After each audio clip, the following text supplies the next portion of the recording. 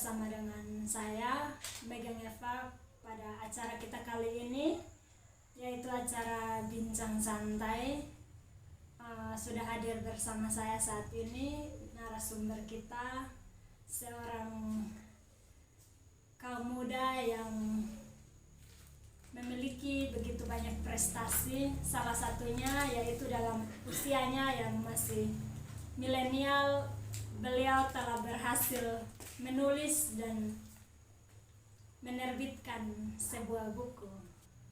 Nah, sahabat YouTube di mana saja berada, tentunya jika teman-teman penasaran dan ingin mengetahui lebih lanjut terkait dengan narasumber kita kali ini, saya juga demikian. Dan mungkin saja kita langsung menyapa narasumber kita yang telah hadir saat ini. Apa kabar? Kabar Kakak baik. Thomas? Baik. Sehat? Alhamdulillah, puji Tuhan sehat selalu. Baik. Yang pertama mungkin kita berkesempatan untuk narasumber kita memperkenalkan diri dulu secara singkat. Silahkan. Oke, baik. Salam hormat, salam sehat untuk sahabat-sahabat semua. Pertama, saya mohon untuk memperkenalkan diri dulu. Nama saya Thomas Ekabu. Saya berasal dari Ayatupas, Kecamatan Amanati Utara. Saya saat ini berstatus sebagai seorang pendidik, penulis, dan juga pegiat literasi. Saya merupakan seorang guru matematika di SMA PGRI Miralete dan juga guru privat di beberapa bimbingan belajar matematika.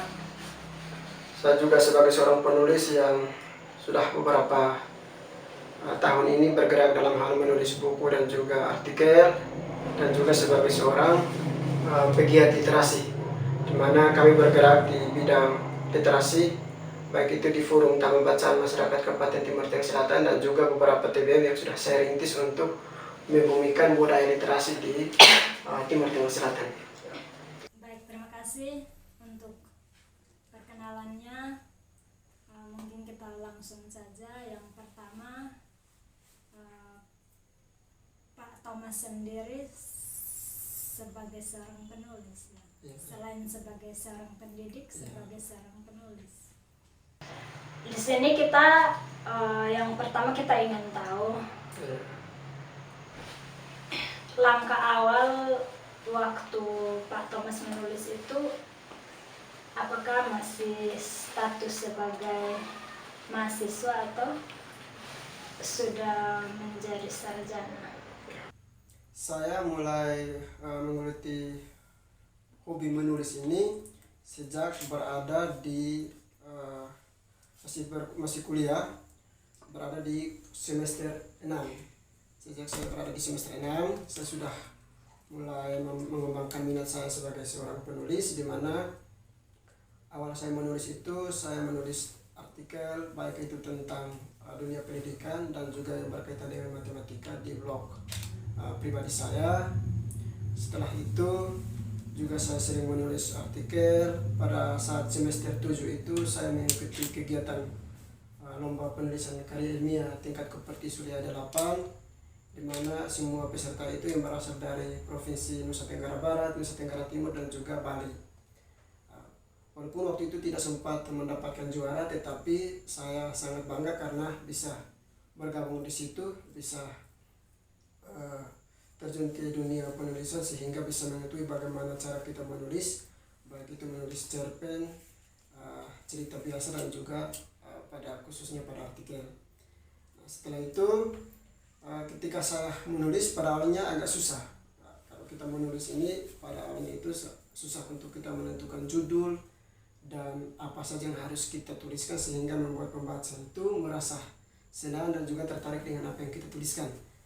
Tetapi dengan berjalannya waktu, saya membaca banyak referensi sebagai bahan referensi bagi saya, sehingga ketika saya sudah membiasakan diri untuk terus menulis, maka dari situ saya bisa menghasilkan sesuatu karya yang bisa bermanfaat. Namun ketika kita ingin menulis, maka tidak terlepas dari yang namanya membaca. Nah, Saya tertarik ingin menjadi seorang penulis karena kalau kita menulis sudah pasti kita membaca. Tetapi kalau kita hanya sebatas membaca, belum tentu kita menulis. Sehingga ketika saya banyak membaca referensi, banyak mendapatkan gagasan dan juga ide baru, saya mencoba untuk menulis. Sehingga hal itu bisa membuat saya untuk lebih banyak belajar lagi. Karena menurut saya kita membaca itu adalah hak kita untuk menerima, dan kita menulis itu adalah kewajiban kita untuk memberi. Dengan menulis juga membuat kita sehingga menguatkan ingatan kita. Karena hanya sebatas membaca saja, lama-kelamaan kita akan lupa. Sehingga saya bisa mengambil suatu slogan bahwa membaca itu menambah wawasan dan menulis itu adalah menguatkan ingatan kita. Ya, kurang lebihnya seperti itu. Jadi seorang kutu buku atau seorang yang hobi membaca belum tentu bisa menulis. Tapi seorang yang bisa menulis sudah pasti membaca, hobinya membaca. Baik, berprestasi sejak di bangku pendidikan.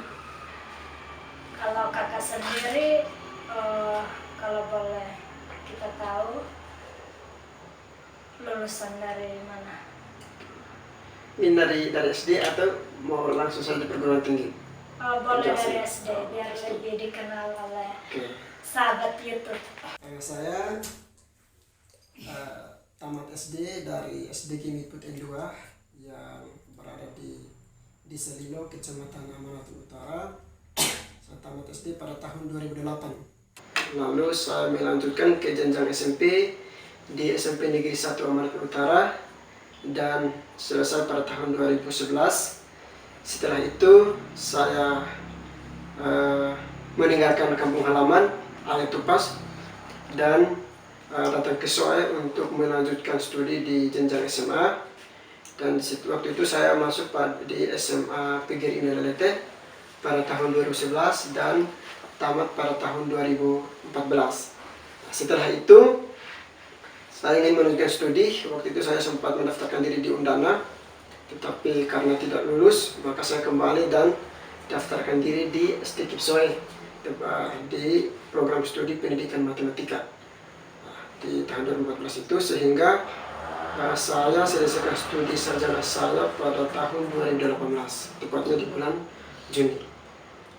Setelah dan waktu saya masih di bangku perkuliahan, ada beberapa kompetisi yang saya ikuti, di mana pada tahun 2016 itu saya bersama beberapa orang teman mewakili STKIP SOE mengikuti lomba Olimpiade MIPA tingkat kompetisi 8 yang diselenggarakan di Universitas Hindu Indonesia, tepatnya di Provinsi Bali. Seperti itu. Luar biasa, anak desa yang mampu bersaing di mana-mana ya. Dan beliau sendiri cetusan sekolah tinggi ilmu keguruan dan ilmu pendidikan STKIP SOE. Sangat dibanggakan sahabat YouTube bahwa kita anak asli daerah Kabupaten Timur Tengah Selatan juga sebenarnya memiliki banyak potensi, berprestasi dan mampu bersaing di mana saja. Contohnya yaitu narasumber kita pada saat ini, yaitu Pak Thomas, yang meskipun latar belakang pendidikannya dari desa dan menyelesaikan perguruan tingginya juga di Kabupaten Timur Tengah Selatan, tapi beliau luar biasa sekali dan patut untuk dicontohi. Kemudian mungkin Pak Thomas bisa menunjukkan kepada kita buku yang sudah berhasil ditulis. Silahkan. Ini buku saya yang pertama yang saya terbitkan. Di sini judulnya adalah Bangun Ruang Prisma Berbasis Etnomatematika. Nah, di sini saya akan ceritakan sedikit motivasi apa yang membuat saya sehingga bisa menghasilkan buku ini. Ceritanya adalah waktu saya masih kuliah, saya ingin sekali untuk menulis buku waktu itu. Dan sebelum saya terbitkan buku ini, ada satu tulisan saya yang sementara ini ada di perpustakaan ST Kipsoe, yaitu saya menulis buku di mana di dalam buku itu saya menulis langkah-langkah penggunaan alat peraga dalam pembelajaran matematika. Nah, itu yang sementara dalam proses percetakan untuk menjadi buku yang kedua. Di situ saya hasilkan pada tahun 2016 karena saya sempat membuat 3 alat peraga, dan alat peraga itu saya melengkapi dengan penggunaan buku alat peraga itu, yaitu saya tuangkan dalam bentuk buku. Nah, pada tahun 2017 saya sudah belajar banyak tentang etnomatematika, di mana kami di program studi pendidikan matematika itu ada satu mata kuliah namanya etnomatematika. Etno itu artinya etnis, dan matematika itu adalah mata pelajaran matematika. Sehingga kalau disebut etnomatematika berarti matematika yang dikaitkan dengan budaya. Nah, sehingga setiap budaya yang ada di sekitaran kita, kita mengeksplor semua dalam pembelajaran matematika. Nah, sehingga di situ saya tertarik untuk bagaimana menghasilkan suatu tulisan yang menjadi bahan referensi untuk mengaitkan antara materi matematika dengan budaya kita sendiri. Nah, sehingga ketika saya melakukan penelitian, saya ingin menulis tentang bangun ruang. Nah, dari situ, buku yang saya hasilkan ini adalah proyek dari judul skripsi saya. Karena judul skripsi saya itu adalah pengembangan sumber belajar berbasis etnomatematika. Nah, di situ saya melakukan penelitian bagaimana mengembangkan suatu proyek dalam hasil penelitian saya sendiri. Kalau seperti penelitian biasa, tinggal kita menghasilkan tulisan dalam bentuk skripsi, tetapi saya menghasilkan tulisan dalam bentuk skripsi sebagai suatu syarat untuk memenuhi persyaratan dalam menyelesaikan studi S1, dan juga proyek dari hasil saya itu yang buku ini. Nah, saya tertarik menulis buku tentang etnomatematika ini adalah saya ingin menunjukkan kepada masyarakat bahwa betapa pentingnya itu matematika dalam kehidupan sehari-hari. Karena kebanyakan di tengah-tengah masyarakat ini, kita sudah dalam keseharian kita sudah mengaplikasikan matematika. Tetapi sering dalam dunia pendidikan itu menganggap bahwa matematika itu sulit. Sehingga saya tertarik untuk menuliskan buku ini. Dan juga bagi saya, ketika kita sebagai orang akademisi, sebagai seorang mahasiswa dan juga peserta didik, seperti saya waktu itu, saya berpikir bahwa hari ini kalau di dalam kelas saya mendapatkan nilai 100 itu, yang tahu hanya teman-teman saya dan juga dosen. Tetapi orang tua dan masyarakat di luar sana tidak tahu yang saya dapat nilai 100 hari ini. Tetapi ketika saya menghasilkan sesuatu yang memberikan manfaat kepada mereka, bahwa betapa pentingnya dunia pendidikan, mereka akan merasakan bahwa anak itu sekolah. Sehingga membuat saya tertarik untuk menuliskan buku ini, di mana saya mengaitkan materi matematika dalam kehidupan sehari-hari. Nah, kebetulan dalam buku ini materi yang saya ambil itu adalah bangun ruang, di mana saya fokusnya pada bangun ruang Prisma. Nah, di dalam buku ini hasil etnomatematika atau budaya yang saya angkat di sini adalah oko.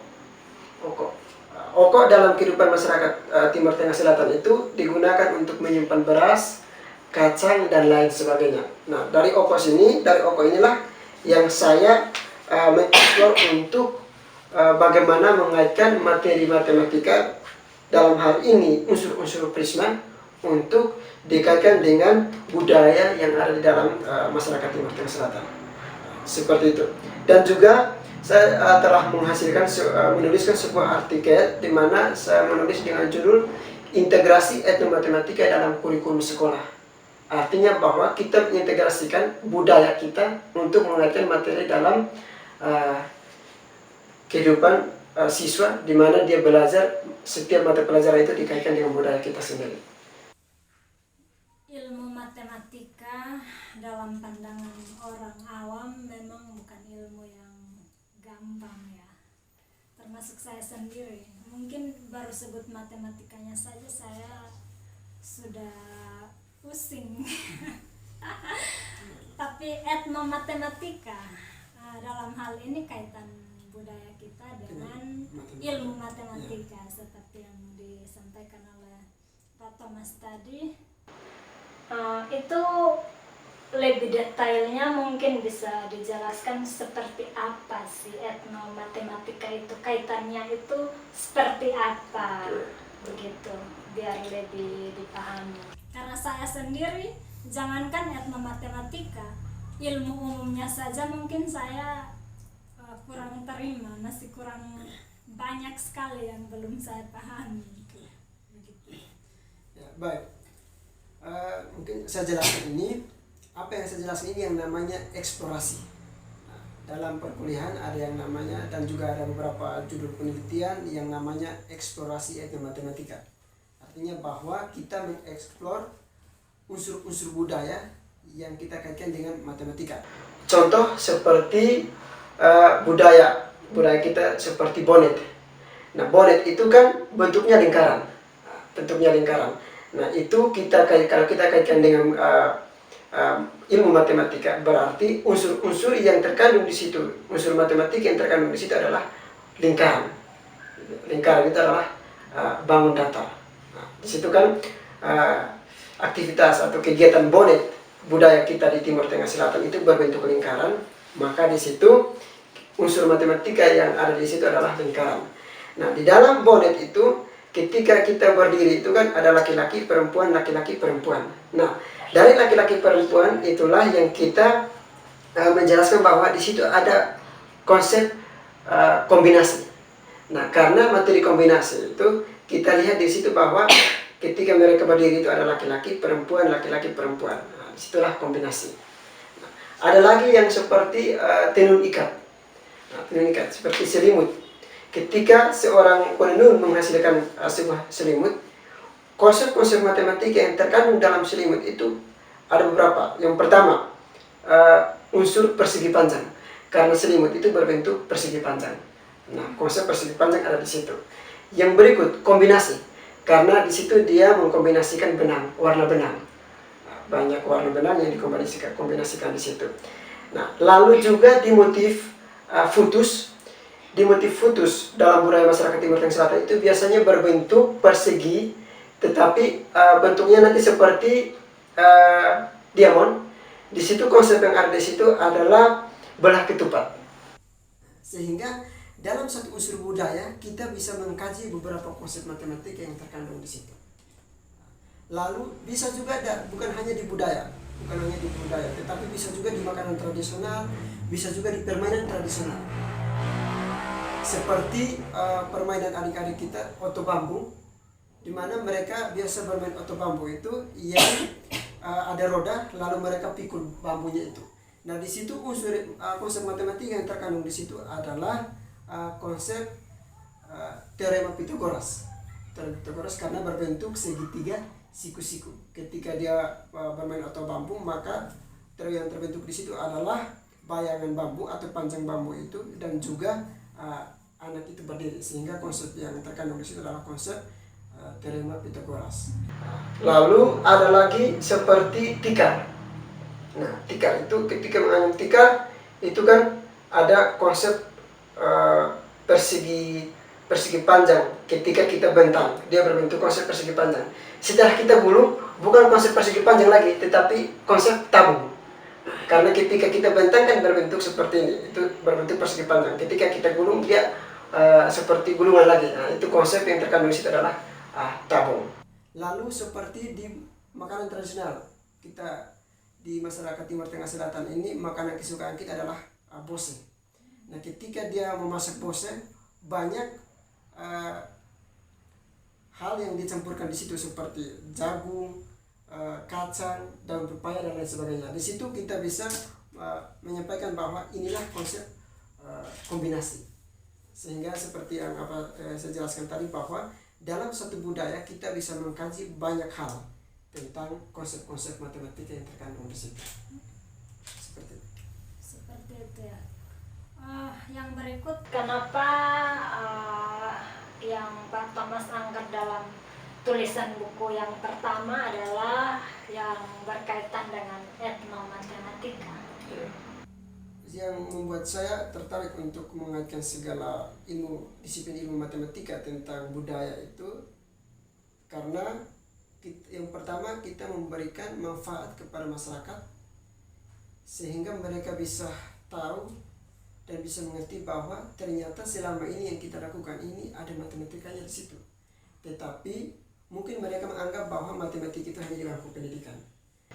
Sehingga mereka bisa tahu dan bisa mengerti bahwa ternyata selama ini yang kita lakukan ini ada matematikanya di situ. Tetapi mungkin mereka menganggap bahwa matematika itu hanya di bangku pendidikan.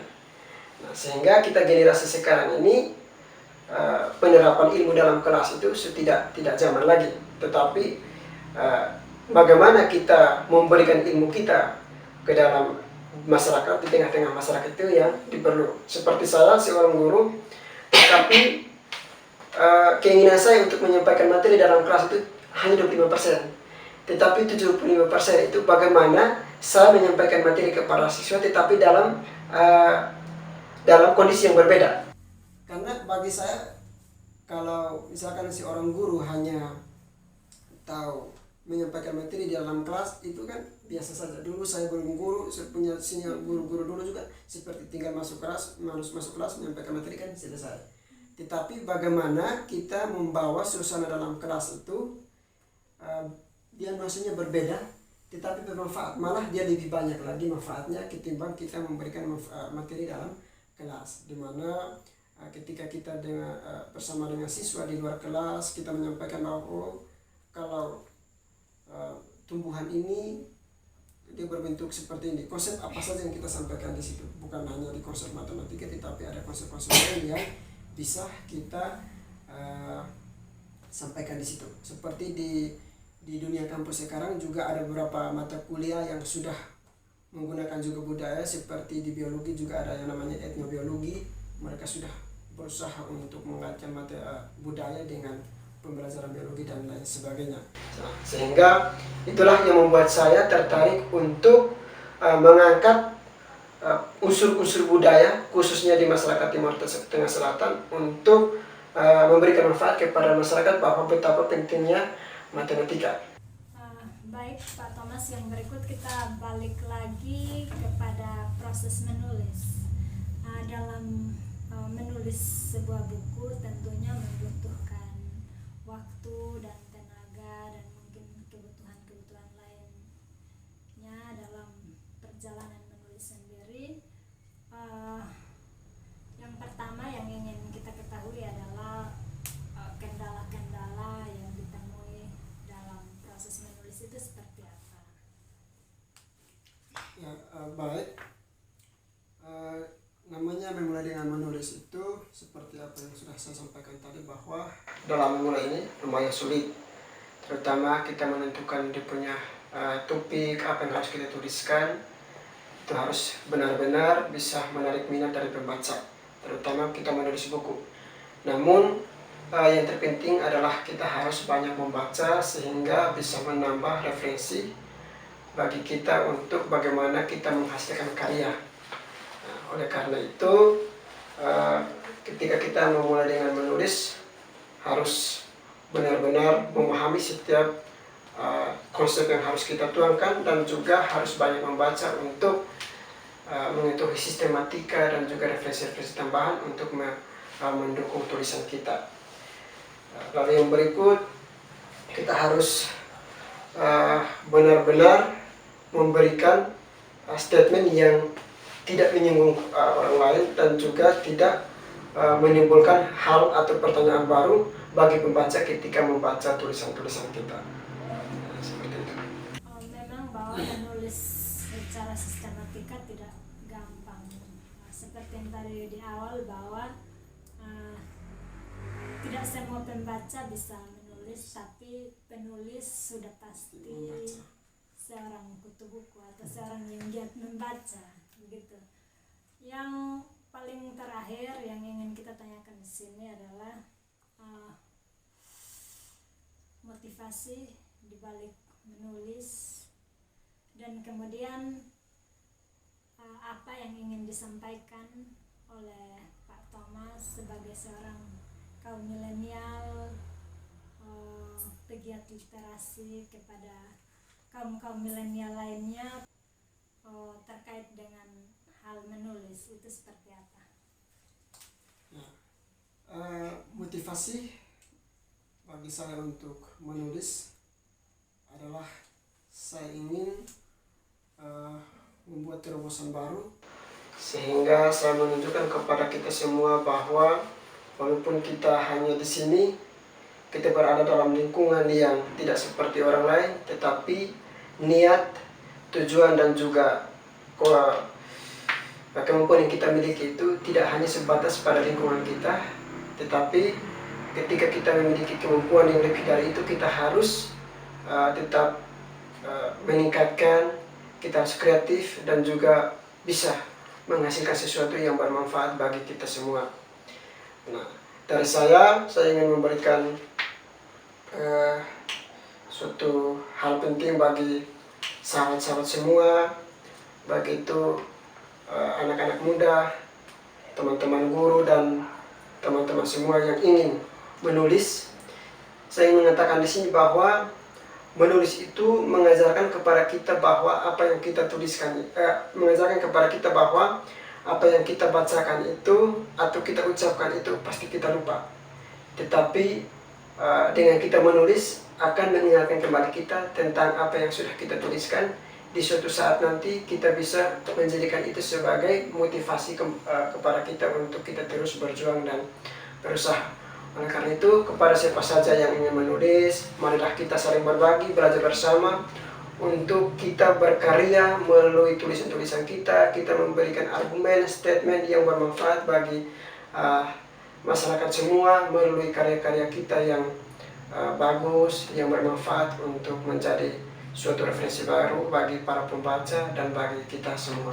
Baik, sahabat YouTube pencinta channel Salam Timor di mana saja berada, kurang lebih 30 menit sudah kita bersama dengan narasumber kita yang luar biasa ini, tokoh muda yang sudah menginspirasi kita pada saat ini terkait dengan hal menulis, dan mungkin juga sudah ada beberapa ilmu yang kita dapatkan bersama dengan narasumber kita ini, khususnya berkaitan dengan ilmu matematika.